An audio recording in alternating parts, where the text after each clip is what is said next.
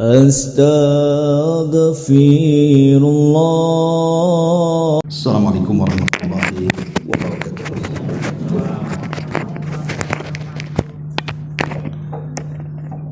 Bihamdillahi wassalatu wassalamu ala rasulillah wa ala alihi wa sahbihi wa mawalah wa la hawla wa la quwata illa billahi wa ba'du. Alhamdulillah, di siang ini kita bisa berkumpul kembali untuk bertolabul ilmi, dan pembahasan di siang ini kita akan membahas soal su'ul khatimah atau kematian yang buruk. Ma'asyiral muslimin wal muslimat, ibu bapak yang dimuliakan Allah Subhanahu wa taala, arti daripada su'ul khatimah secara global adalah orang yang diwafatkan Allah Subhanahu wa taala dalam keadaan bermaksiat kepadanya. Itu inti daripada su'ul khatimah. Nabi sallallahu alaihi wasallam saking takutnya terhadap su'ul khatimah ini sampai mengajarkan sebuah doa yang itu senantiasa kita baca dalam setiap salat kita, di mana Nabi sallallahu alaihi wasallam mengajarkan 4 perlindungan sebelum kita salam setelah tasyahud akhir. Nah, salah satu yang diajarkan Nabi sallallahu alaihi wasallam adalah berlindung dari fitnah al-mamat, fitnah kematian. Kan di situ Allahumma inni a'udzubika min adzabi jahannam wa min adzabil qabri wa min fitnatil mahya wal mamat wa min fitnati syarri masihid dajjal. Nah, di sini ada kalimat dari fitnah kehidupan dan fitnah kematian. Para ulama mengatakan maksudnya fitnah kematian di sini supaya kita tidak terjerumus kepada kematian yang buruk. Artinya su'ul khatimah. Bahkan Ummu Salamah radhiyallahu anha bertanya kepada Nabi sallallahu alaihi wasallam ketika Nabi terus mengulang-ulang kalimat ya muqallibal qulub tsabbit qalbi ala ta'atik.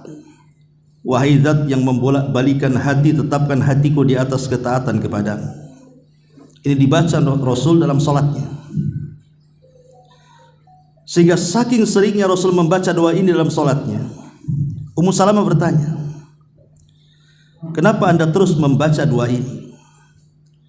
Maka Nabi SAW mengatakan, ya Ummu Salamah, sesungguhnya hati manusia itu berada dalam genggaman Allah. Allah bisa saja membolak-balikan sesuai dengan kehendaknya. Karena betapa banyak orang-orang yang awalnya istiqomah akhirnya pula futur. Dan itu banyak sekali. Nanti saya kisahkan beberapa kisah dari zaman dulu sampai di zaman Nabi, sampai kisah-kisah nyata. Bagaimana kisah-kisah ini menginspirasi kita akan takutnya su'ul khatimah ini. Ma'asyiral muslimin yang dimuliakan Allah Subhanahu wa taala. Dahulu di zaman Nabi sallallahu alaihi wasallam, hadis ini dikeluarkan Imam Bukhari dalam kitab Al-Jihad. Jadi dalam sebuah peperangan dan riwayat perang Uhud, dan kita tahu perang Uhud ini perang kekalahan kaum muslimin. Di Badar kaum muslimin menang, di Uhud pula kalah. Jadi dalam perang Uhud ini ada seorang sahabat yang dikenal oleh sahabat-sahabat yang lainnya kayaknya susah seperti dia, karena dia banyak membunuh musuhnya dengan tombaknya. Akhirnya kemudian Allah takdirkan dia pun meninggal. Kemudian dibicarakan soal meninggalnya ini oleh para sahabat Nabi, bahwa tidak ada orang yang semisal dia dalam pertempuran, bahwa dia akan mati syahid dan dia di sorga.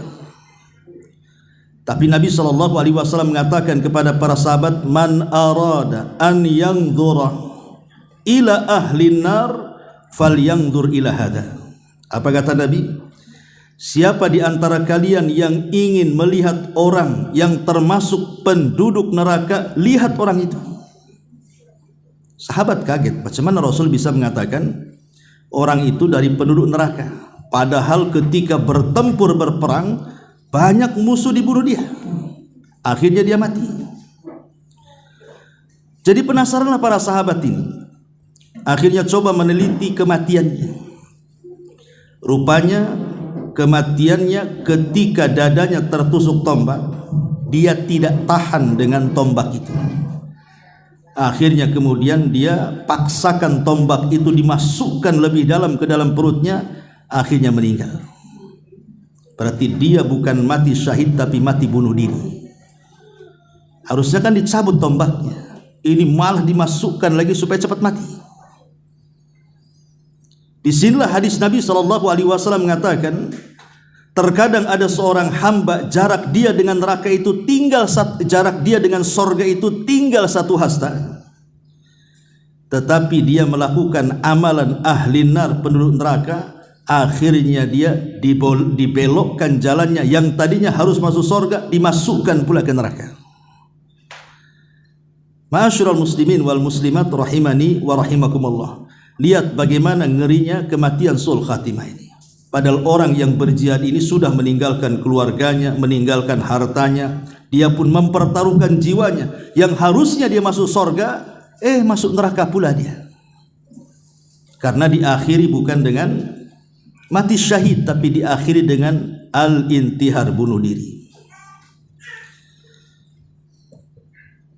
Ma'asyiral muslimin yang dimuliakan Allah Subhanahu wa taala. Ibrahim alaihi salatu wassalam, Nabi Allah Ibrahim alaihi salatu wassalam, ketika menjelang ajalnya, Allah Subhanahu wa taala berfirman kepadanya, "Kaifa wajadtal mauta ya Ibrahim?" Jadi Ibrahim ketika sakaratul maut kemudian meninggal dunia. Kemudian Allah datang kepada Nabi Allah Ibrahim dan mengatakan, "Kaifa wajadtal mauta?"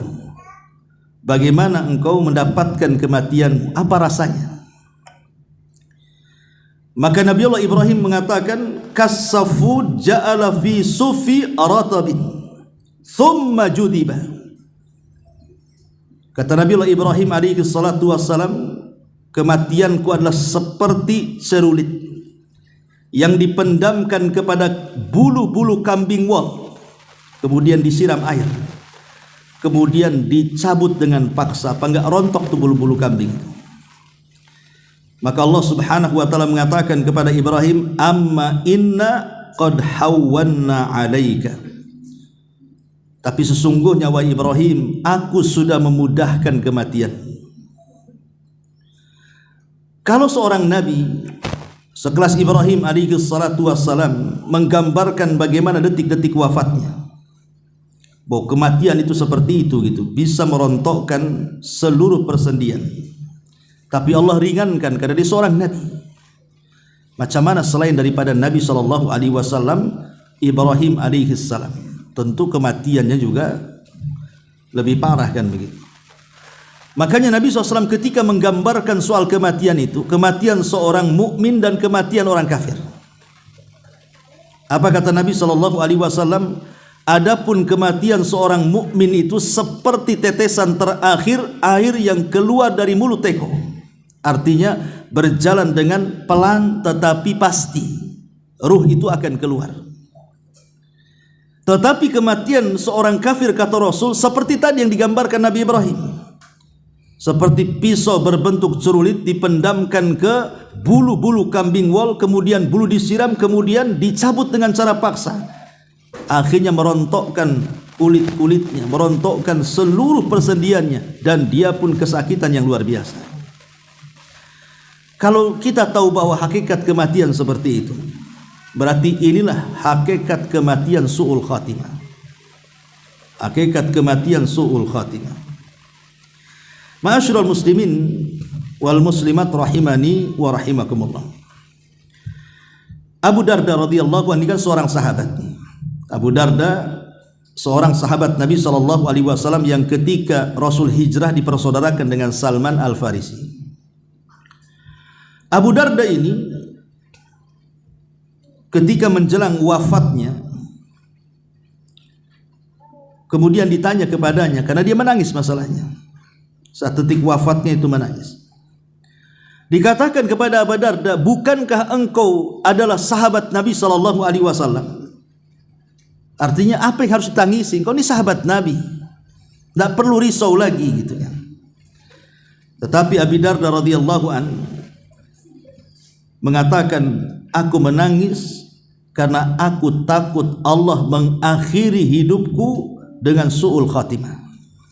Itu sekelas Abu Darda tuh, yang merupakan sahabat Nabi SAW saja takut kalau kematiannya itu diakhiri dengan kematian yang buruk. Harusnya ini yang ada pada diri kita, bukan sekelas Abu Darda, seorang sahabat Rasul yang sudah dijamin masuk surga kan. Makanya Sufyan Ats-Tsauri rahimahullahu taala juga sama, seorang tabi'in. Ketika detik-detik wafatnya dikatakan kepada Sufyan, ya Aba Abdillah, ini kunyah daripada beliau, amin kathratiz dzunub, apakah engkau menangis karena banyak dosa? Maka Sufyan Ats-Tsauri mengatakan, la, bukan itu, walakin akhafu an uslabal iman qablal mauti. Aku menangis bukan karena aku takut banyak dosa, bukan, tapi aku menangis kalau seandainya saat dicabut nyawaku hilanglah iman pada dadaku, katanya. Artinya kalau sudah itu kan su'ul khotimah jadinya. Lah, inilah kisah-kisah ya ulama-ulama salaf kan, ataupun para sahabat Nabi SAW yang takut dengan kematian yang buruk itu. Karena kematian yang buruk itu sudah menentukan apa yang akan terjadi setelah kematian, baik dalam alam barzah ataupun setelah masuk ke alam akhirat.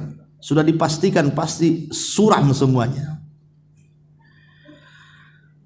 Taib, kita akan sedikit menjelaskan tentang beberapa alamat dulu, alamat-alamat tentang su'ul khatimah.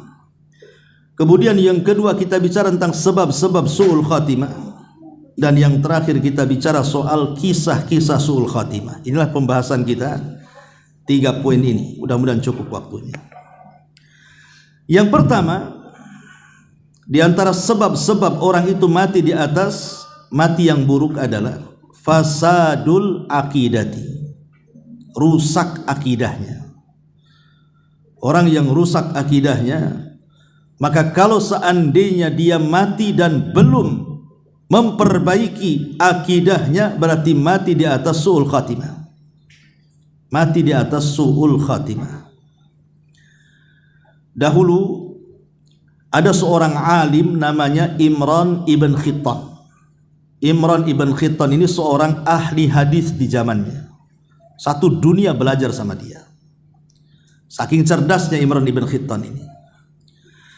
Jadi Imran ibn Khittan ini seorang ahli sunnah, akidahnya lurus. Entah kenapa dia tertarik dengan anak gadis, dan anak gadis ini putri daripada pamannya dan terkenal kecantikannya. Tiba-tiba dia tertarik hendak menikahinya. Masalahnya keluarga si gadis itu akidahnya rusak, berakidah nawasib atau dikenal dengan khawarij, yang Rasul katakan kilabu ahli nar, anjing-anjingnya neraka. Itulah orang-orang khawarij. Kawan-kawan Imran ibn Khittan ini menasihati, jangan kau menikah dengan gadis itu. Itu satu keluarga akidahnya rusak. Tapi dengan pedeknya Imran bin Khittan ini mengatakan, tidak ada masalah, saya nikah dulu dengan gadis itu dan saya akan perbaiki keluarganya, saya akan ajak mereka ke pemahaman yang benar ahli sunnah wal jamaah. Itu kata dia. Akhirnya karena dia ngotot, menikah pula dia dengan gadis pujaannya itu.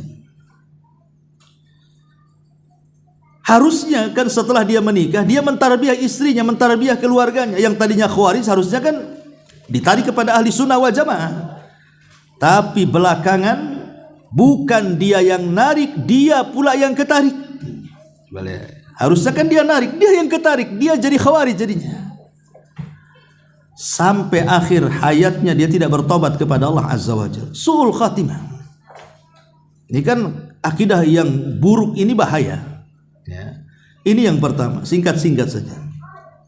Kemudian yang kedua, al-israr 'alal ma'asi. Al-israr 'alal ma'asi. Sebab yang kedua adalah dia tidak mau bertobat dari kemaksiatannya, bahkan senang dengan maksiatnya. Kan ada orang-orang yang suka dan hobi bermaksiat itu. Seperti orang yang hobi berzina terus, hobi minum khamar, hobi judi ya judi saja. Walaupun uangnya sudah habis pun judi saja dia. Entah gimana caranya. Hobi gibah ya gibah saja. Dan begitu seterusnya. Ada orang-orang yang hobi-hobi maksiat itu tidak mau berhenti. Maka orang yang hobi maksiat ini hati-hati. Karena kematian seseorang itu tidak ada yang tahu kan. Makanya Allah mengatakan wa ma tadri nafsum madza taksibu ghadan wa ma tadri nafsun bi ayyi ardin tamut. Seseorang itu tidak tahu mati kapan dia, di mana dia matinya, tidak tahu. Apalagi di zaman sekarang kematian-kematian mendadak ini kan banyak. Tahu-tahu sedang tidur datang tsunami, sedang tidur datang gempa, sedang tidur datang banjir. Sedang naik motor di jalan tenang-tenang ditabrak orang atau nabrak orang kan gitu. Mati dia. Dan banyak kematian mendadak. Bas kecelakaan mati banyak di situ. Lah kalau sudah tahu kita ini kematian-kematian mendadak ini mudah menghampiri kita, maka harusnya orang-orang yang hobi dengan maksiat itu mengambillah ibrah dan pelajaran. Jangan-jangan pula dia menimpa aku. Sampai ada satu kisah seorang syekh bercerita. Jadi ada kuli panggul di pasar. Jadi kerjanya itu ya disuruh-suruh orang manggul kan gitu. Dan dia punya tenaga yang luar biasa. Kalau orang itu mungkin 1 karung 2 karung dia bisa. Datang waktu sholat. Ketika datang waktu sholat itu selalu diingatkan, wahai fulan sholli jamaatan, sholatlah berjamaah. Nanti habis sholat kan bisa kerja lagi. Dia pun enggan dan mengatakan, urusan apa engkau dengan aku, katanya. Ini urusanku, urus dirimu. Jadi dia menolak nasihat, suruh sholat tak mau sholat.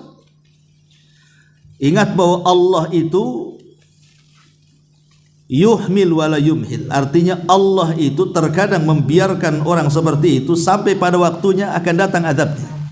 Jadi satu hari, kata saya bercerita, dia sedang ada proyek mengangkat beberapa barang. Ketika dia mengangkat beberapa barang, beberapa karung itu, Allah takdirkan rupanya ada bekas kulit pisang di bawah. Diinjak pula lah kulit pisang itu. Taulah kulit pisang itu licin. Akhirnya dia jatuh.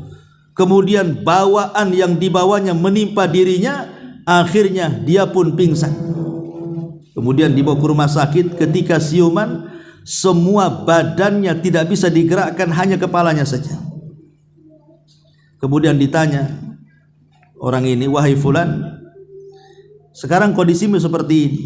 Kira-kira kalau engkau punya cita-cita, apa yang engkau cita-citakan, katanya. Baru dia teringat dengan orang yang setiap hari menasihati dia, suruh sholat jamaah. Dia mengatakan, atamanna an usalli jama'atan. Sekarang aku tidak ada cita-cita lain, aku hanya ingin sholat jamaah, katanya. Coba, waktu sehat tak mau sholat, sudah tak gerak kecuali kepala mau sholat pula dia. Itu kadang-kadang orang seperti itu. Kadang-kadang keinginan ibadah itu setelah Allah berikan ujian. Akhirnya sesaat kemudian dia meninggal dunia. Lah ini kan ketika orang kemudian terbiasa bermaksiat, meninggalkan kewajiban. Dan ingat, meninggalkan kewajiban itu lebih parah dosanya dibandingkan melakukan keharaman. Maknanya seperti ini, kalau kita berzina, kalau kita berjudi, kalau kita berghibah, kalau kita minum khamr, itu lebih ringan dosanya dibandingkan kita meninggalkan sholat.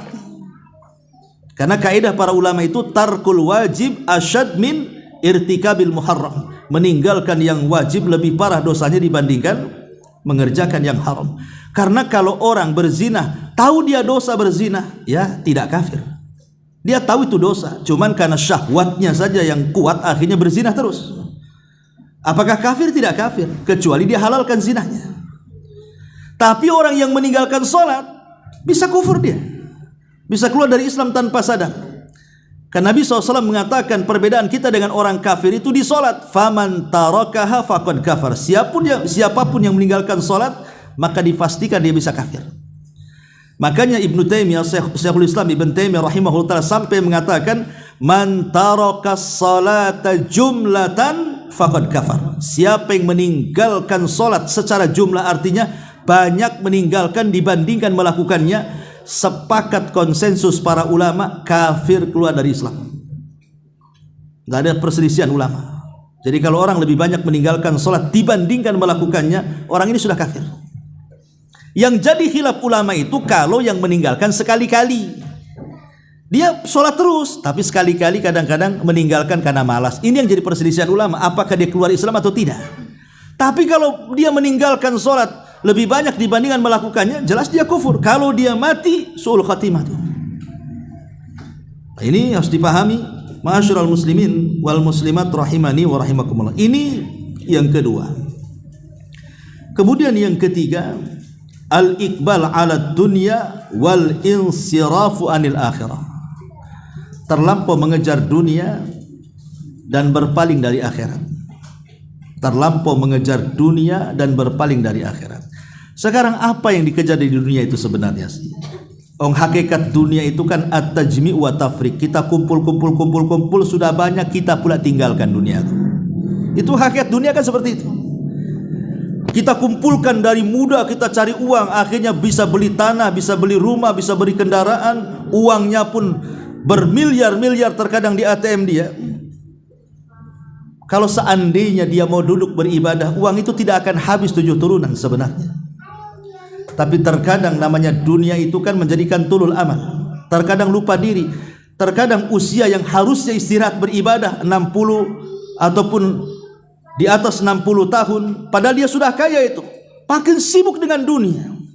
Kan lihat orang seperti itu kan. Orang-orang yang sudah sukses di usia tua, bukannya istirahat itu malah mengembangkan usahanya malah. Dikembangkan lagi usahanya. Di tempat sana, di tempat si daerah sana. Akhirnya disibukkan di masa tuanya bukan beribadah, masih ngitung saja kekayaan dia. Jama'a malan wa addada yahsabu anna malahu akhlada. Ketika dia terus menghitung usahanya, akhirnya dia mengira dia akan kekal tidak mati di dunia itu. Kan ada orang seperti itu. Ketika sudah kaya, belum lagi disedekahkan hartanya, keburu mati dia. Makanya ulama mengatakan haqiqatul mal at-tajmi' wa tafriq. Hakikat harta itu kita kumpul, habis itu kita tinggalkan. Kemana harta ini? Ya jadi menjadi warisan ahli waris lah jadinya kan. Yang enak ahli warisnya. Dia mendapatkan harta itu dengan cara halal. Karena kan warisan itu halal dia. Walaupun ketika yang punya warisan itu mencarinya dengan cara haram. Tapi kalau sudah jadi warisan anaknya, jadi halal kan begitu. Coba bayangkan, anak-anaknya mendapatkan harta itu dengan halal, tapi orang tuanya mendapatkan harta itu dengan haram. Dia yang punya harta, dia yang sedang diadab dalam kuburan. Coba. Ya, makanya di sini harus dipahami bahwa harta itu terkadang menggiurkan orang. Dan arti yahsabu anna malahu akhlada, bahwa ketika orang suka menghitung-hitung harta itu, kemudian menyangka harta itu yang akan mengekalkannya. Karena biasanya orang yang punya harta, kalau dipandang sama orang yang tidak punya harta, kayaknya tidak pernah mati-mati. Contoh umpamanya, orang yang punya harta usianya sudah 50 tahun, itu wajahnya kayak 20 tahun, ya kan Bu? Karena suka ke salon, suka sauna, ngerawat badan. Coba orang-orang miskin itu yang tidak punya uang, itu usianya 20 tahun, mukanya kayak 40 tahun.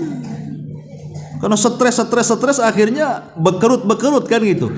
Ya gimana dia mau jaga badannya, jaga mukanya, jaga raut mukanya. Uang pun tak punya, beli listrik pun tak bisa. Akhirnya kelihatan tua lah.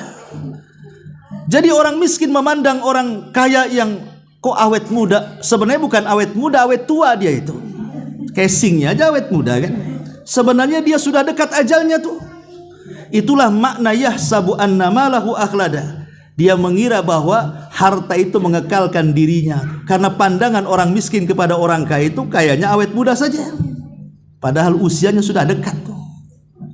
Lah orang yang kemudian tulul amal, terlampau panjang amal-amal angan-angannya karena mengejar dunia meninggalkan akhirat, ini terkadang dilalaikan dengan kematian, terkadang tahu-tahu meninggal. Kan banyak itu pengusaha-pengusaha meninggal mendadak tuh. Belum sempat tobat tuh, hartanya belum dibagikan, belum disedekahkan, padahal Rasul mengatakan maluka ma akalta fa afnaita wa ma labista fa ablaita wa ma tasaddaqta fa abqaita. Hartamu yang kau makan habis, yang kau pakai usang, yang kau sedekahkan itulah yang akan membawa ke kuburan. Ini yang ketiga. Kemudian yang keempat, menyebabkan sul khatimah adalah mulazamatu rufaqai ghaira mutadayyinin. Berkawan dengan orang-orang yang tidak punya agama, berkawan dengan kawan-kawan yang jelek, yang jahat, yang buruk akhlaknya.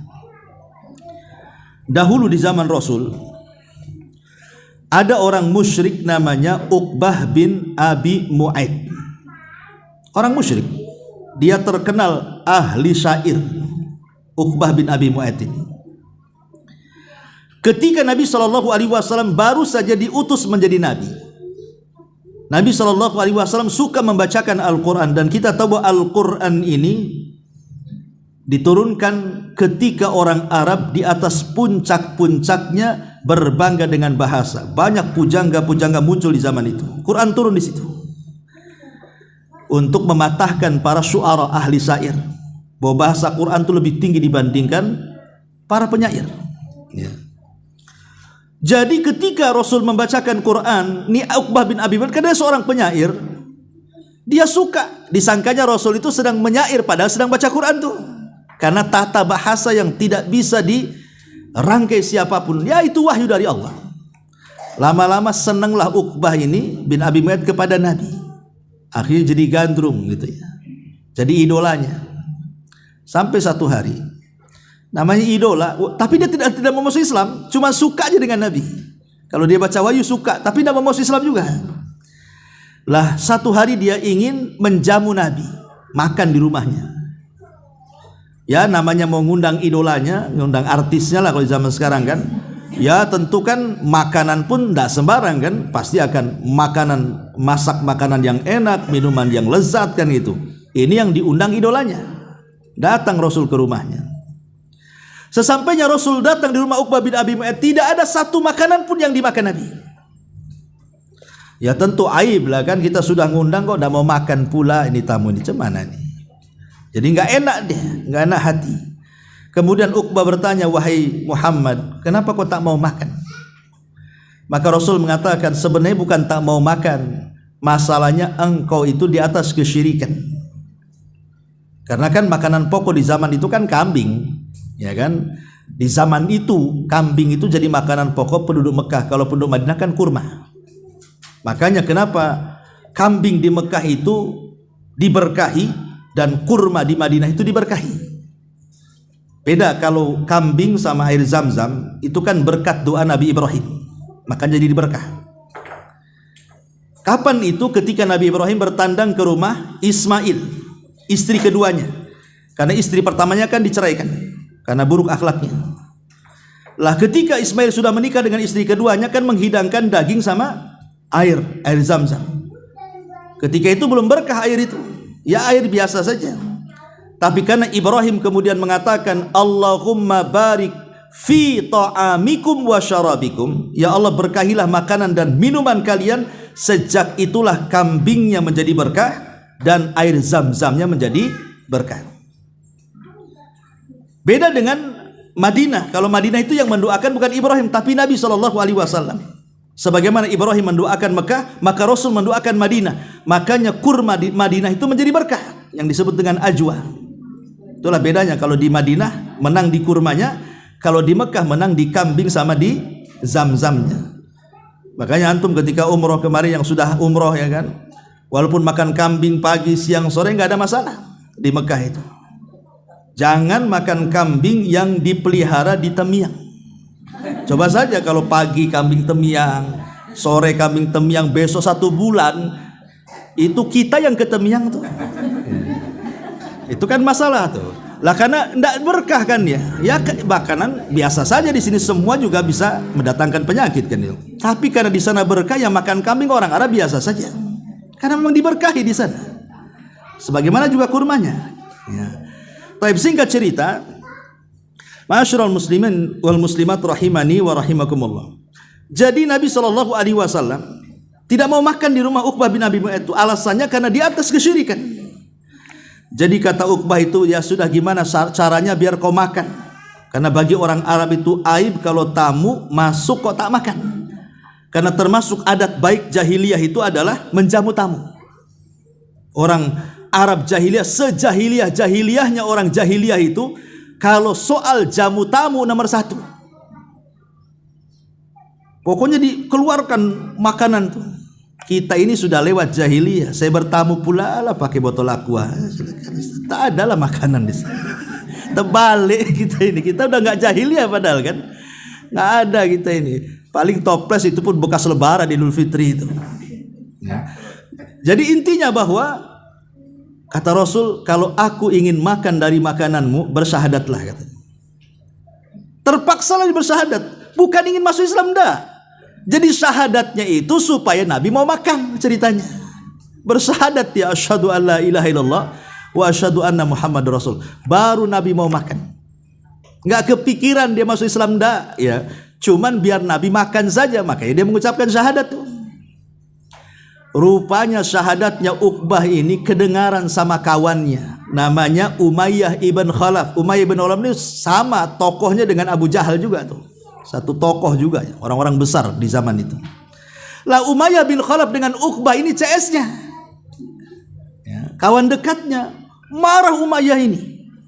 Didatangilah Uqbah ini dan mengatakan, ya Uqbah, aku dengar engkau sudah kesurupan dengan agama Muhammad, ya.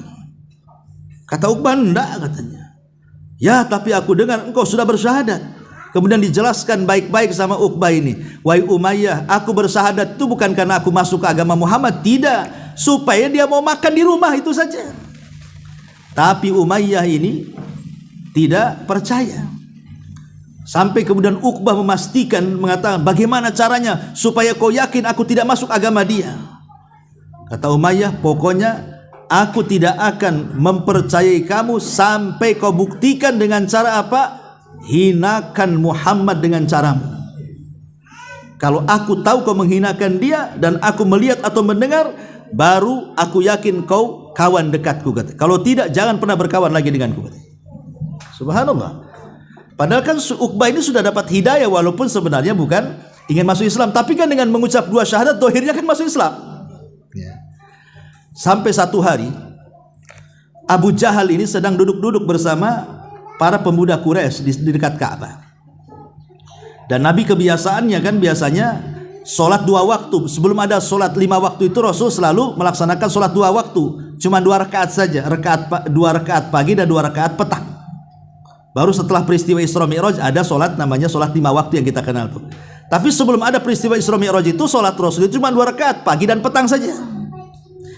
Jadi Abu Jahal mengatakan, sebentar lagi nih Muhammad kalau jam-jam segini nih, dia pasti datang sholat depan Ka'bah. Kemudian Abu Jahal mengatakan, man arada minkum an tadha'a salah jazuri fulanin falahu kada wa kada. Siapa di antara kalian yang ingin meletakkan salah jazur itu kotoran unta yang baru disembelih itu, yang masih berdarah-darah itu, siapa yang mau meletakkan salah jazur kotoran unta yang masih berdarah di pundak si Muhammad itu ketika dia sujud saat sholat, maka dia akan dapat ini dan itu, katanya. Dihadiahi oleh Abu Jahal. Uqbah ini kesempatan dia. Kenapa? Dia kan ingin membuktikan kepada Umayyah kawannya kalau dia masih setia kawan. Ini ada kesempatan menghina Nabi atas suruhan Abu Jahal, ya kan? Langsung dia bangkit dan mengatakan apa? Saya, katanya, saya akan lakukan. Jadi lihat bagaimana perkawanan yang jahat ini. Dia melakukan itu karena apa? Ingin membuktikan perkawanan, kan? Dicarinya salah jazur, Allah takdirkan dapat pula tuh salah jazur itu, kotoran unta itu. Ketika Nabi sedang sujud, betul-betul diletakkan di atas pundaknya. Coba bayangkan, Ini kotoran unta beda dengan kotoran kambing. Kotoran kambing tak banyak, kotoran unta gede banyak kan gitu. Sampai penuh punggung Rasul dengan kotoran unta tuh. Datanglah Fatimah. Fatimah masih kecil ketika itu, belum balik, ya. Melihat ayahnya dihinakan, marah dia. Akhirnya dibersihkanlah, Rasul sedang sujud. Setelah kemudian bersih, Nabi SAW kemudian menyingkat solatnya. Selepas salam, Fatimah langsung mengatakan, ya abi ud'u ila haula, ud'u ala haula, wahai abi doakan keburukan bagi mereka, katanya. Masih kecil padahal ngomong begitu, ya, doakan keburukan kepada mereka. Dan ini menunjukkan keberanian Fatimah, ya. Kata Nabi, baru kemudian Rasul mendoakan laknat kepada orang-orang yang di situ, termasuk Abu Jahal, termasuk Umayyah, termasuk juga Uqbah. Didoakan laknat sama Nabi. Subhanallah. Ketika terjadi perang Badar, semua yang didoakan laknat Rasul, semua dihinakan di perang Badar, mati semuanya, termasuk Uqbah. Dia tertangkap menjadi tawanan, kemudian disalib dan mati dalam tiang saliban, dan dialah orang yang pertama disalib dalam Islam karena menghina Nabi SAW. Uqbah bin Abi Mu'ayth mati di atas kekafiran. Nah, inilah makanya buruknya apa? Teman-teman yang buruk itu menyeret kita. Ini di antara sebab su'ul khatimah. Kemudian juga di antara sebab su'ul khatimah adalah at-taswifu bitaubah. Taswif itu dari kalimat saufa. Dalam bahasa Arabnya saufa itu mungkin bahasa kitanya nanti. Kapan lo tobat? Nanti habis haji, ya kan? Habis haji tak tobat juga. Kapan mau tobat? Nantilah pulang umroh. Habis umroh tak tobat juga. Kapan mau tobat? Tunggulah 50 tahun. Saya kan masih muda, ya, masih 49 tahun, kurang setahun katanya. Nah, tunggulah 50 tahun. Habis 50 tahun tak tobat juga. Itulah orang yang suka menyanyikan nanti-nanti itu. Ingat bahwa kalimat nanti-nanti, saufa itu dalam bahasa Arabnya itu kalimat yang bahaya, karena kalimat itulah yang menyeret kita kepada su'ul khatimah. Kalau ditanya kapan mau tobat, nanti. Kapan? Sampai mati dia bilang nanti. Nah, ini juga diantara hal yang bisa mengakhirkan tobat, akhirnya su'ul khatimah. Kemudian juga diantaranya para ulama mengatakan ta'alluqul qalbi bi ghairillah. Hatinya senantiasa tertambat kepada selain Allah. Tertambat kepada selain Allah tidak mesti harus ke berhala, tidak. Karena berhala di zaman sekarang sudah modern. Kalau di zaman Nabi Nuh itu kan Yaghus, Ya'uq, Nasr itu nama-nama berhalanya kan. Kalau di zamannya Nabi Ibrahim, matahari, bulan. Di zaman Rasul ada Lata, Uzza, Manat, Hubal, itu berhala-berhala kan. Kalau sekarang kan tidak ada berhala-berhala kayak gitu. Sekarang berhalanya nih kalau ibu-ibu itu ya tas, ya sepatu, kemudian apalagi gelang, emas, pakaian. Nah, itulah kendaraan, rumah, ya. Lah inilah yang menjadikan ketika hati kita berpaling kepada perhiasan dunia, maka Rasul mengatakan ta'isa abdud dinar wa ta'isa abdud dirham wa ta'isa abdul khamisah, kata Rasul. Celaka hamba-hamba uang, dinar dirham, dan celaka hamba-hamba penggandrung pakaian, ya. Jadi sekarang ini berhalanya kan macam-macam tuh. Berhalanya itu sudah ke yang lain. Kalau dulu Lata, Uzza, ya sekarang ya manusia, bahkan istri nyembah suami, suami nyembah istri. Boleh jadi bentuknya adalah karena dia lebih mentaati pasangannya dibandingkan Allah Subhanahu wa taala. Banyak sekarang ini, dia lebih cinta kepada pasangannya dibandingkan cintanya dia kepada Allah. Contoh yang sederhana, satu kisah lah. Di zaman Nabi SAW ada seorang laki-laki namanya Julaibib. Julaibib ini orang miskin, tidak punya apa-apa. Julaibib ini sudah miskin, kemudian tidak punya nasab yang baik, kemudian juga tidak punya perawakan yang tampan. Dia kecil, dia hitam, dia kriwel, tidak tampan, pokoknya banyak kekurangannya lah Julaibib ini. Jadi satu hari Rasul nanya sama Julaibib, Julaibib, kapan kamu mau kawin? Gitu. Marah Julaibib sama Nabi. Rasul, bukan aku tak mau kawin, wanita mana yang mau dengan Julaibib, katanya. Wanita mana yang mau dengan Julaibib? Sampai di sini pertanyaan Rasul. Besoknya ketemu lagi. Ditanya dengan hal yang sama, kapan kamu kawin? Makin marah Julaibib ini. Rasul, sudah kukatakan wanita mana yang mau dengan aku, katanya. Sampai 3 kali, akhirnya ditinggalkan Nabi. Ketika dia mau meninggalkan Nabi, langsung oleh Nabi dipanggil, tunggu dulu sini, katanya. Betul nih, saya serius. Kau menikah? Dia mengatakan, ya mau Rasul, tapi wanita mana yang mau dengan aku? Begini, kau datang ke tengah-tengah kampung orang Ansor itu. Di situ ada rumah gang sekian, nomor sekian, RT sekian, RW sekian. Ya, kalau sekarang lah kan itu. Kau ketuk rumahnya. Nanti kalau sudah dibuka langsung ngomong, aku utusan Rasul, nikahkan putrimu denganku. Kan enak tuh. Rasul selalu ngomong itu. Berangkat Julaibib ini ke rumah yang dituju. Diketuklah rumah tuh. Akhirnya yang buka rupanya laki-laki. Kaget. Ngapain lo Julaibib di sini? Aku utusan Nabi, kata Julaibib. Kata Nabi, serahkan putrimu, nikahkan dengan aku. Apa enggak terperanjat-peranjat bapaknya? Kok datang-datang minta dinikahi kan? Oh, tunggu dulu gitu ya. Saya akan ngomong dulu dengan istri saya. Dipanggil istrinya. Kemudian suaminya ngomong, Bu, ada Julaibib. Katanya dia utusan Nabi. Dia ngomong nikahkan putri kita dengan dia. Oh, makin stres istrinya. Apa tidak ada orang lain? Kenapa mesti Julaibib? Kenapa tidak Abu Bakar, Umar, Utsman? Kok dia pula yang datang, katanya. Marah istrinya. Subhanallah, di luar prediksi orang tuanya, rupanya ada gadisnya mendengar di balik tembok tuh. Langsung keluar. Rupanya anak gadisnya ini adalah min ajmali fatati al-Ansar, wanita paling cantik dari wanita-wanita Ansar. Dia mengatakan kepada kedua orang tuanya, atarudani Rasulillah, kalian berani menolak utusan Rasul, nikahkan aku dengan dia, katanya. Wah, gini, enak ini ceritanya ya. Akhirnya ya gimana pula kan, Rasul yang memerintahkan.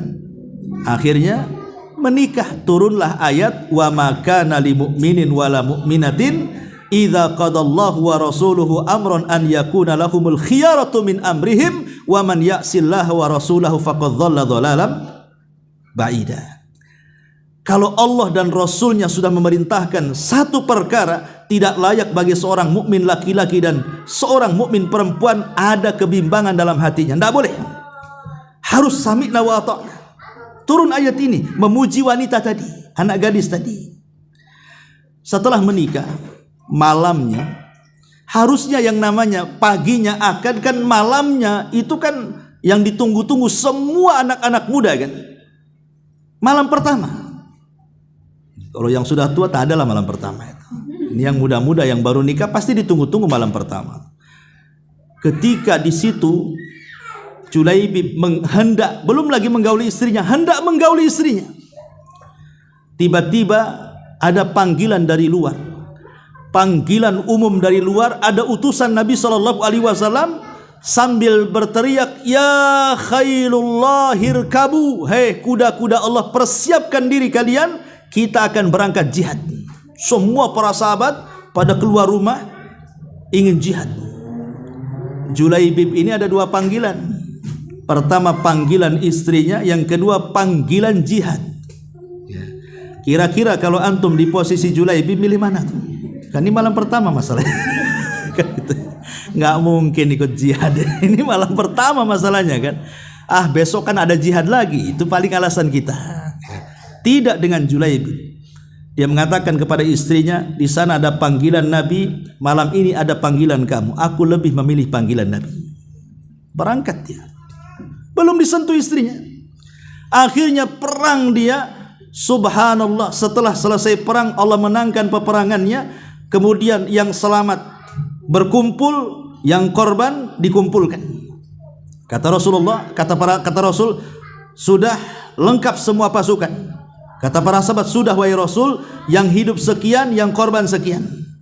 Kata Rasul, tidak, kalian salah hitung, kurang 1. Subhanallah, dalam peperangan masih juga kurang 1, kata Rasul. Nggak ada yang kenal yang satu ini siapa. Kata Rasul, aina Julaibib, di mana Julaibib? Sampai sahabat nggak kenal, salah hitung. Ya karena kefakirannya tadilah, makanya tidak dikenal orang. Maka Rasul pun mencari-cari jasad Julaibib. Rupanya Julaibib sedang terkapar di sekitarnya 7 orang musyrik dibunuh dia. Maka Rasul mengambil jasad Julaibib, meletakkan di pahanya, kemudian mengatakan, ya Julaibib, ana minka wa anta minni. Aku bagian darimu dan engkau bagian daripada aku. Tapi syahidnya di sini bagaimana? Lihat bagaimana sosok Julaibib. Padahal dia tidak laku karena fakirnya, karena jelek rupanya, karena tidak punya tampang yang baik. Sekali giliran dapat istri yang cantik, ditinggalkannya pula demi Allah dan Rasulnya.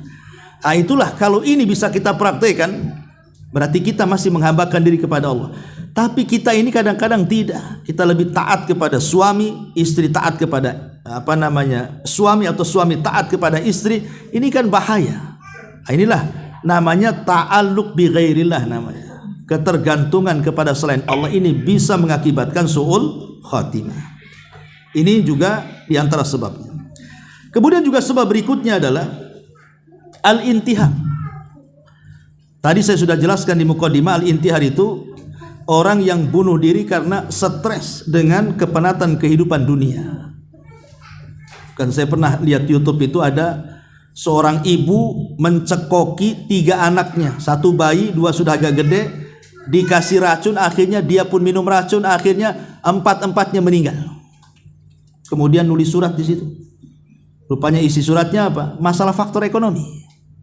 Karena tidak tahan merawat anaknya karena sudah cerai dengan suaminya, akhirnya dibunuh semua, dia pun akhirnya bunuh diri. Dia kira kematian seperti itu akan beristirahat dari dunia. Tidak. Kematian bukan untuk beristirahat, apalagi orang bermaksiat kan. Ada pertanggungjawaban di sana. Nah, ini juga kadang-kadang orang bunuh diri ini kan karena kurang iman sebenarnya, kurang tawakal kan kepada Allah, akhirnya mengakhiri hidupnya seperti itu. Dan ini su'ul khatimah. Termasuk su'ul khatimah adalah orang-orang yang penuh penyakit dalam hatinya. Mungkin penyakit sombong, hasad, dengki, ujub, takabur, dan begitu seterusnya. Maka ini juga penyebab-penyebab orang su'ul khatimah. Tapi ini diantara sebab-sebabnya. Kita masuk kepada alamatnya. Seperti apa sih alamat su'ul khatimah itu? Yang pertama, al-mautu alal maksiyati. Ketika dia mati di atas maksiat, itu alamat dia su'ul khatimah. Lagi mabuk, mati, gitu ya. Lagi zina, mati. Lagi maksiat apa sajalah. Ibu lagi begibah, mati. Hati-hati ibu. Itu juga su'ul khatimah tuh. Ini yang pertama. Dan ini yang banyak. Ini yang banyak. Lihat coba kalau berita-berita di diskotik orang mati karena overdosis. Sampai saya ingat waktu saya di kampung tuh. Masih saya hidup di Jawa Barat dulu, masih kecil. Di Jawa Barat tuh dulu ada ya geng-geng, sama juga ada preman-preman desa lah kan itu. Tuh, jadi kerjanya mabok saja. Preman-preman desa itu kerjanya mabok, tapi kan tidak sehebat minuman keras hari ini. Kalau dulu tuh kan paling mabok pakai ada merek cap janggut dulu kan. Maboknya itu kayak anggur lah. Nah, itu udah maboknya orang dulu tuh. Jadi satu hari di desa saya itu ngadakan lomba minuman keras itu antar preman lah. Coba bayangkan, itu anggur dicampur sama spiritus. Spiritus kan untuk petroma kan. Coba, karena kurang keras itu anggur itu, dioplos dengan spiritus. Akhirnya kurang keras lagi, bukan dengan spiritus saja, dioplos dengan pil BK. Pil BK itu pil untuk anjing gila. Jadi itu kasih anggur, kasih spiritus, kasih pil BK lagi. Mabok lo malam itu. Besoknya 5 orang mati. Coba bayangkan. Mati itu. Termasuk kepala premannya mati. Subhanallah, kepala premannya mati. 1 minggu desa itu sepi. Orang dulu takut hantu. Karena matinya tak wajar masalah. Sampai diisukan aku ketemu dia sedang nongkrong lagi. Orang dah mati nongkrong lagi. Ini gimana ceritanya kan itu. Nah, orang-orang dulu kan begitulah, ada keyakinan ke sana kan. Ya. Tapi lihat ada orang mati kayak gini. Ini istilahnya kisah nyata gitu ya. Kita saksikan waktu kecil di desa itu. Ya antum mungkin lebih paham, dari daerah antum mesti ada orang yang mati di atas maksiat itu. Nah, ini alamat kalau mati di atas maksiat su'ul khatimah. Kemudian yang kedua, al-mautu saksi ala su'idzan billah. kematian seseorang dan dia berburuk sangka kepada Allah. Dia berburuk sangka kepada Allah. Ya akhirnya kemudian mengakhiri dirinya lah. Ya, kenapa kok saya ini susah terus? Kenapa saya ini sakit terus? Ya, kok orang lain tak sakit? Kenapa saya ini kok masalah banyak terus? Kan? Itu kan suudzon itu kepada Allah. Padahal terkadang ya Allah berikan sakit, berikan masalah, berikan ujian itu terkadang kan untuk mengangkat derajat kita sebenarnya. Atau juga menghapuskan dosa-dosa kita yang banyak mungkin. Dulu kita banyak dosa, sekarang kita sedang diuji. Bisa saja untuk mengangkat derajat dan menghapuskan dosa. Tapi ada orang-orang itu karena tidak paham soal itu, akhirnya suudzon kepada Allah. Lah dengan suudzon itulah akhirnya mengakhiri dirinya. Ini justru su'ul khatimah dia. Ini alamat yang kedua. Alamat yang ketiga, insirafu syahsi anit taubah. Dia berpaling kematian sebelum datang taubat. Jadi mati sebelum datang taubat, maka itu dipastikan su'ul khatimah. Kemudian juga ijtima'u iswidad al-wajhi wa ubusihi wa zulmatihi indal maut. Terkadang Allah perlihatkan kematian seseorang itu dengan berubahnya warna wajah. Bisa saja yang tadinya putih menjadi hitam. Contoh sebuah kisah, ini kisah nyata, dikisahkan oleh salah satu syekh ya, ketika berceramah tentang sul khatimah. Jadi dahulu di Riyadh itu ada seorang wanita namanya Maria, ya tentu nama samaran. Tapi syekh ini mengatakan ya anggap saja namanya Maria. Ya untuk ya kode etik lah kan gitu, ketika menceritakan kan tidak boleh menyebut nama. Anggaplah inisial anu gitu ya. Anggap saja Maria namanya. Ada namanya Maria? Afwan kalau ada kesamaan Bu ya. Mudah-mudahan nggak ada di sini namanya Maria. Karena ini cerita buruk masalahnya. Jadi ada seorang wanita kata syekh ini namanya Maria. Sejak bangku kelas 1 SMA sampai kelas 3 SMA itu memang nakal sanakal-nakalnya si Maria ini.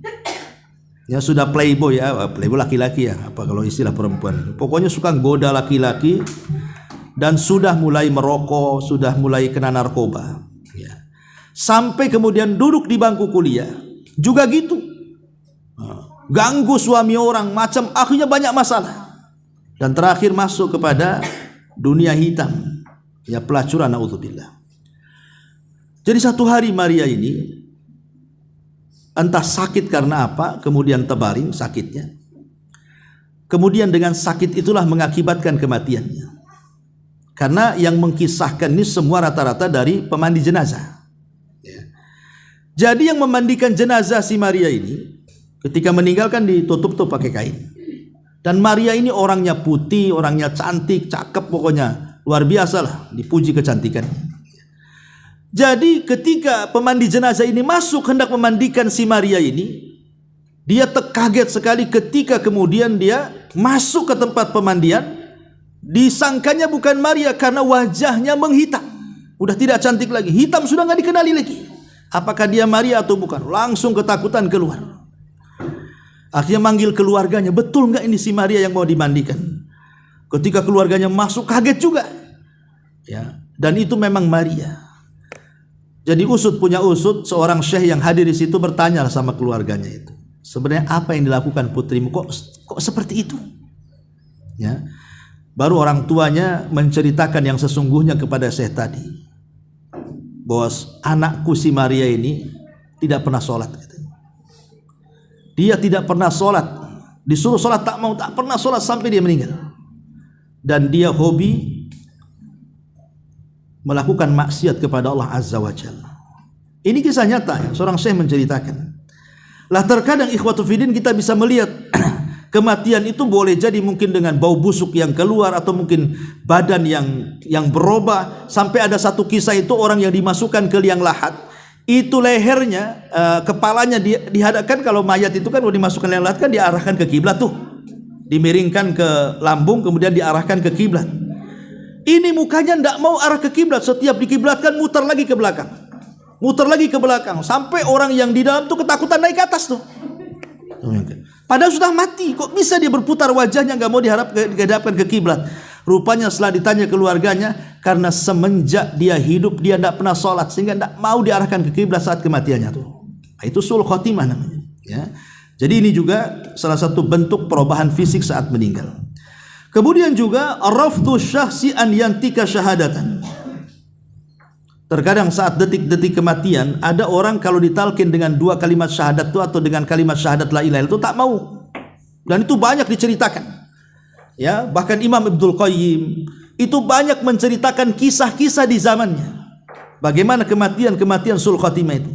Sampai dia menceritakan tentang orang yang hobi main catur.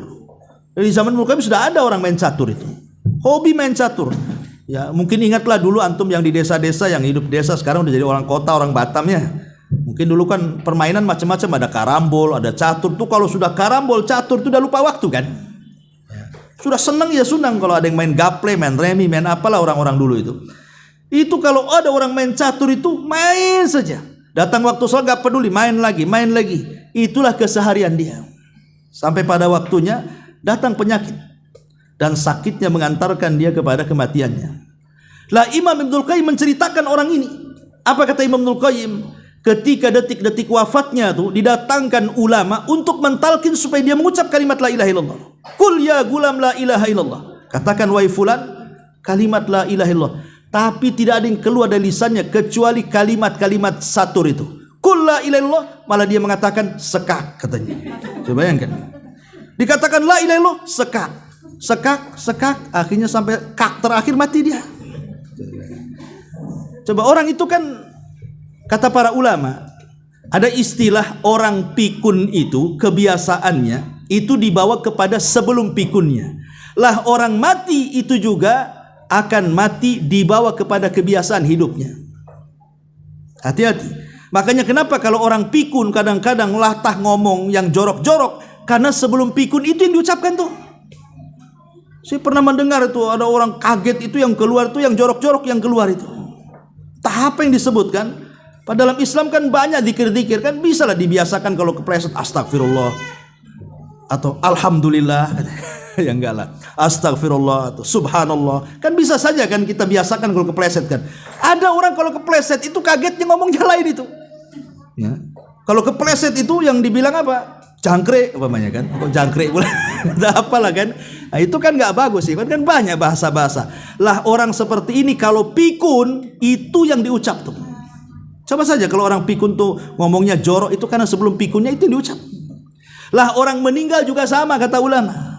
Orang meninggal itu disesuaikan dengan kebiasaan hidupnya tuh. Kalau hidupnya di atas maksiat maka meninggalnya di atas maksiat. Kalau hidupnya di atas ketaatan ya meninggalnya juga di atas ketaatan. Makanya Allah mengatakan fa amman a'ta wattaqa wa saddaqa bil husna fasanuyassiruhu lil yusra. Wa amman bakhila wastaghna wa kadzdzaba bil husna fasanuyassiruhu lil usra. Di sini ada dua kalimat fasanuyassiru lil yusra dan fasanuyassiru lil usra. Apa maknanya? Maknanya fasanuyassiruhu kami akan mudahkan sebagaimana dia sudah mudah. Maksudnya begini, dia sudah mudah sholat 5 waktu, pasti akan dimudahkan untuk sholat sunnah siang. Kalau sudah dimudahkan sholat sunnah siang, pasti akan dimudahkan sholat sunnah malam. Orang itu kan bertahap kebiasaan kan. Orang kalau sudah terbiasa puasa Senin, puasa Ayyamul Bid, dia akan meningkat kepada puasa Kamis, Senin. Kalau sudah Senin Kamis biasa, sudah terbiasa, pasti akan meningkat kepada puasa Daud. Kan begitu orang itu, disesuaikan dengan kebiasaannya. Jadi ibadah itu melahirkan ibadah yang lain. Jadi kalau dia sudah mudah sholat wajib, kemudian beralih kepada sholat sunnah di siang hari, kemudian sholat sunnah di malam hari, Allah mudahkan terus sampai Allah akhiri seperti hidupnya. Jadi dimudahkan ibadah sehingga diakhiri dengan ibadah. Lah sebagaimana ibadah melahirkan ibadah yang lain, maksiat juga sama melahirkan maksiat yang lain. Contoh, orang kalau punya hutang. Nanti bulan depan Pak saya bayar. Oke, sudah bulan depan ditagih, pasti dia akan mulainya kan satu, tidak bayar hutang itu sudah zalim. Tapi dia akan merembet buat dosa lain, berdusta. Ya kan, mulai dusta kan dia. Enggak ada duit nanti aja, padahal ada duit tuh. Mulai berdusta kan. Mulai dari zalim berdusta. Kemudian dari dusta apalagi? Mulai dia benci dalam hatinya. Tengok dia langsung pergi dia. Makanya orang punya hutang itu stres di malam hari, menghilang di siang hari. Itu memang begitu kaidahnya orang yang punya utang tuh. Malam stres, siang hilang. Ya dicari-cari orang lah, debt kolektornya dia hilang kan gitu ya. Makanya jangan punya utang, stres hidupnya. Ya, intinya bahwa maksiat juga melahirkan maksiat yang lain. Ketika maksiat melahirkan satu maksiat melahirkan satu maksiat, akhirnya Allah tutup dengan maksiat yang terakhir. Itulah makna fasanu yassiru lil usra. Makanya ada orang-orang itu yang dipersulit membaca kalimat la ilaha illallah saat kematiannya. Bahkan ini kisah nyata. Ada seorang syekh juga bercerita. Jadi kejadiannya di Arab Saudi juga. Jadi ada anak muda suka berzina. Ya, jadi walaupun orang sana pun ya tidak semua orang Arab bagus. Ada juga yang keturunan Abu Jahal kan gitu ya. Tidak semua seperti akhlaknya Abu Bakar. Ada juga yang jahat-jahat. Ya, mereka juga ada yang berzina juga, naudzubillah. Tapi kan tidak seperti kita. Ya, jelas-jelas ada lokalisasinya, ada offline-nya, ada online-nya, macam-macam lah istilah kita ini. Di sana itu kan terbatas tempat maksiatnya. Tapi Syekh ini bercerita ada anak muda berzina dengan banyak wanita dan dia hafal namanya. Jadi setiap dia berzina dengan si anu dicatat namanya. Berzina si anu dicatat. Sampai entah berapa ratus dia berzina itu karena dia kaya. Sampai Allah takdirkan dia sakit, dengan sakitnya itulah dia akhirnya terakhir hidupnya. Sebab sakitnya mengakhiri hidupnya. Karena dia orang kaya, jadi keluarganya mendatangkan syekh maksudnya supaya ditalkin dengan kalimat la ilaha illallah. Tapi setiap ditalkin kul ya fulan la ilaha illallah, katakan wahai fulan la ilaha illallah, yang disebut bukan la ilaha tapi wanita yang pernah dizinahinya. Disebut satu-satu, dia hafal pula tuh. Sampai yang terakhir wanita yang dizinahinya baru dia mati. Auzubillah, coba ada kematian kayak gitu. Terbongkar aibnya dan diakhiri kematiannya bukan dengan tauhid tetapi dengan menyebut wanita-wanita yang pernah dizinahinya. Ini sul khotimah namanya. Auzubillah. Taib, kemudian juga di antara tanda-tanda sul khotimah adalah tahawun asy-syakhsi fi ada'il faraid wal wajibat. Ketika seseorang meremehkan hal-hal yang wajib, ya, enggak mau sholat, enggak mau puasa, udah kaya tak mau haji dan begitu seterusnya, kemudian dia meninggal dunia dan tidak dikenal melaksanakan kewajiban-kewajiban itu, maka dipastikan dia su'ul khatimah. Ini juga termasuk juga karahiyatu syakhsi lil mauti inda ihtidar. Ada orang yang tidak mau mati saat sakaratul maut. Dengan cara apa? Boleh jadi mungkin Allah buat dia koma berbulan-bulan tak mati-mati. Lah orang yang seperti ini sebenarnya masuk pada sabda Rasul, wa man kariha liqa Allah karihallahu liqa'ah. Siapa yang benci berjumpa dengan Allah, Allah benci berjumpa dengan dia. Tapi siapa yang cinta berjumpa dengan Allah, Allah cinta pula dengan dia.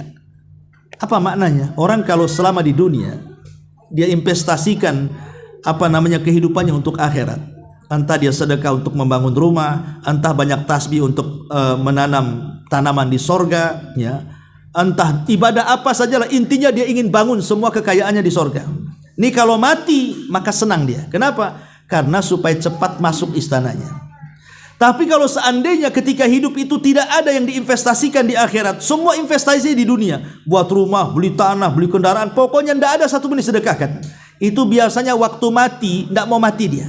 Kenapa? Karena dia akan meninggalkan rumahnya, meninggalkan tanahnya, meninggalkan perhiasannya, meninggalkan tasnya, meninggalkan macam-macamnya kan. Inilah orang-orang yang sulit kematiannya, tidak mau mati, tapi tetap harus mati. Makanya di sini penting kita ini untuk bukan hanya sekedar membangun rumah di surga di dunia, tapi juga bangunlah rumah di akhirat. Termasuk juga tanda-tanda sul khatimah adalah banyaknya celaan kepada orang yang sudah meninggal. Dicela manusia bukan dipuji. Kan itu pernah terjadi di zaman Rasul, ada 2 jenazah. Ya. Yang pertama jenazah ini manusia memujinya. Yang kedua jenazah ini manusia mencacinya. Maka dua-duanya Rasul mengatakan wajabat katanya.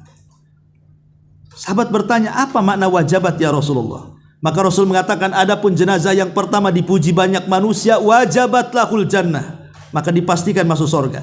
Adapun jenazah yang kedua dicaci maki orang ini, wajabat lahun nar, maka dipastikan dia masuk neraka. Ya. Makanya jadi orang baik. Kalau orang baik itu pasti akan dikenang kebaikannya. Ya, tapi biasanya orang baik itu tak lama itu hidupnya, cepat mati biasanya. Makanya ada orang, iyalah memang orang baik itu cepat mati. Itu usianya ber-30 baik kali orang yang mati. Itu si Anu udah 70 tahun kurang ngajar nggak mati-mati kan. Karena ada orang bahasa masyarakat kan kayak gitu deh. Ya, intinya bahwa kalau dia mati banyak yang puji, maksudnya positif ya pujiannya. Dipuji karena mungkin dia ahli sholat, ahli sedekah, pokoknya adalah yang dipuji dari ibadahnya, maka Rasul mengatakan wajabat lahul jannah. Tapi kalau ada orang yang dicaci maki karena kejelekannya, mungkin di dunianya dia tukang maling, dia korupsi, dia apa, akhirnya semua orang mencaci gara-gara maksiatnya. Ini kata Rasul wajabat lahun nar, dipastikan dia masuk neraka. Oh, ini masih panjang pembahasannya tapi sudah 11.30 ya, ini duhur cepatnya. Saya kira tidak bisa kita lanjutkan. Kita buat tanya jawab saja, nanti tidak ada waktu untuk tanya jawab. Tapi materi sampai di sini saja. Silahkan kita buat tanya jawab. Silahkan ibu-ibu atau bapak-bapak yang bertanya.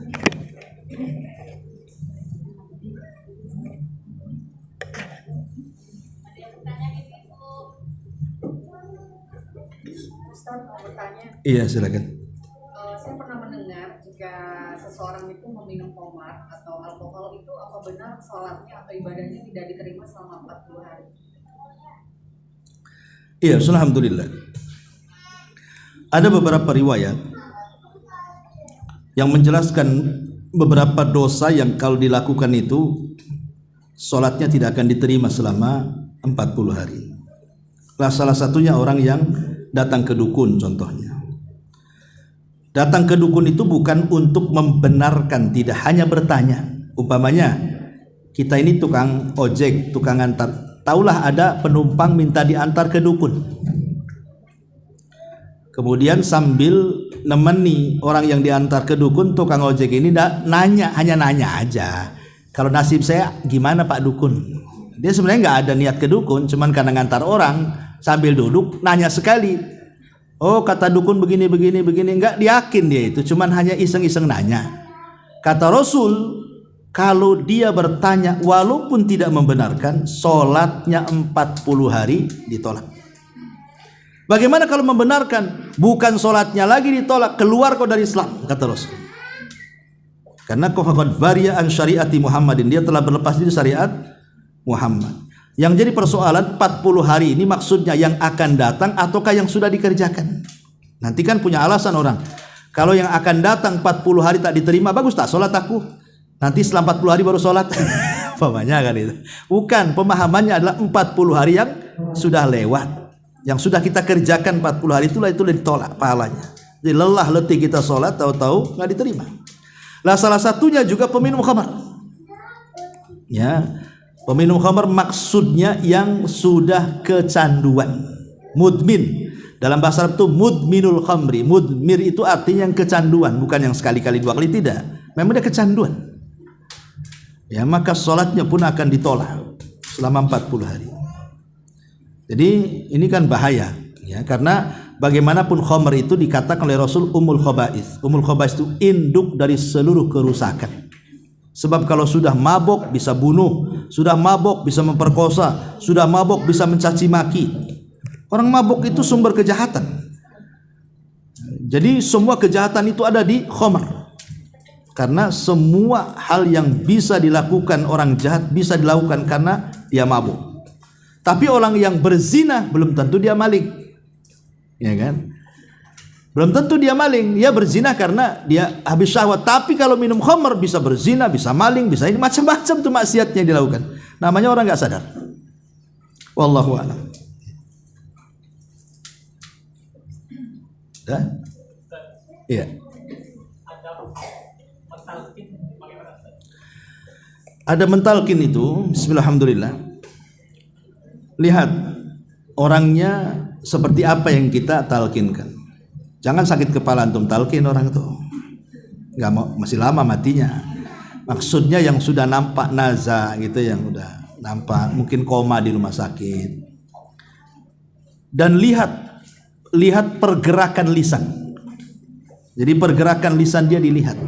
Jadi kalau kita ini talkinkan di telinga orang yang sakit, ingat ya, jangan terlampau cepat. Jangan juga terlampau keras, itu akan menyakiti orang yang ditalkin. Ya, perlahan lembut, kemudian didekatkan di telinganya. Coba eja satu-satu, la ilaha, sambil kita mengatakan la ilaha illallah itu, lihat ada gerakan nggak di lisannya. Kalau ada gerakan berarti kan dia ngikut. Kalau tidak ada gerakan berarti tidak ngikut. Kalau tidak ada gerakan, diam saja, cukup sekali saja ditalkin. Kalau terus-terusan akan menyakiti. Tapi kalau ada gerakan berarti dia mau ikut. Barulah kita boleh ulang 2 kali, 3 kali kan itu. Berarti dia mau mengikuti ucapan kita tuh. Dan subhanallah, ketika Rasul mengatakan lakinu mautakum bila ilaha illallah, talkinkan orang yang sedang sakaratul maut dengan kalimat la ilallah. Kata para ulama, tidak ada kalimat yang mampu diucapkan orang ketika sakaratul maut kecuali kalimat la ilaha illallah. Itu kalimat yang hanya satu-satunya kalimat bisa diucapkan orang itu. Makanya kita mentalkinkan itu. Cuman lihat gerakannya. Kalau ada gerakan, alhamdulillah lanjut. Tapi kalau tidak ada gerakan, tidak usah diulang. Memang dia tidak akan mengucapkan kalimat itu. Jadi hanya menyakiti saja kalau kita ngomong. Namanya orang sakit. Itu adabnya. Wallahu a'lam. Adapun tentang kalimat lakinu mautakum biyasin, kan ada hadis mengatakan talkinkan orang yang sedang sakarat maut dengan bacaan surah Yasin. Semua hadis-hadis tentang masalah surah Yasin yang dibaca ketika meninggal itu tidak ada yang sahih. Semua lemah. Cuman ulama mengatakan lau faradna, ada istilah ulama hadis itu lau faradna. Kalaulah seandainya kita anggap hadis itu sahih, seandainya anggap hadis itu, maksudnya apa gitu maksudnya? Dengan baca surah Yasin itu, apakah mentalkin supaya si sedang sakaratul maut itu mengikuti surah Yasin? Ya mustahil, la ilaha aja nggak bisa. Masa surah Yasin pula diikuti? Ya, maksudnya ketika dia membaca surah Yasin saat detik-detik sakarat itu untuk memudahkan ruhnya keluar. Itu maksudnya. Ya, supaya ruhnya mudah keluar. Ini pun kalau hadis ini dianggap sahih. Itu tujuannya membaca surah Yasin itu. Wallahu a'lam. Taib, sampai di sini kita tutup. Subhanallah bihamdika asyhadu an la ilaha illa anta astaghfiruka wa atubu ilaik. Allahu ta'ala alam. Assalamualaikum warahmatullahi wabarakatuh.